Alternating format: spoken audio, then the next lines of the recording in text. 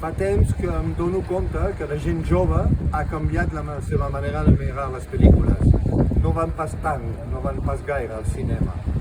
Miran les pel·lícules en la tablet, en la pantalla de l'ordinador, en la pantalla de la televisió, amb el mando a distància que ja inclou YouTube, i per això vaig decidir aquesta pel·lícula d'estrenar-la d'una altra manera, d'una manera que encara no es fa gaire, però que em sembla que té molt de futur, que és penjar la pel·lícula a YouTube. De manera que sigui d'accés global a tot el món, d'accés gratuït, i està subtitulada en diversos idiomes, de manera que la gent d'on te sigui pugui seguir i mirar la meva pel·lícula.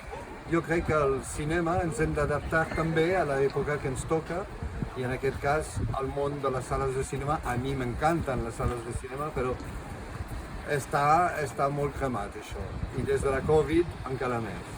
Llavors, aquesta pel·lícula tracta de gent jove, doncs també tenia ganes de tenir un públic de gent jove, i per això l'hem estrenat d'aquesta manera. En YouTube, a partir del 4 d'agost, fins forever, es pot disfrutar de la meva pel·lícula en la pantalla a qualsevol moment i de qualsevol manera.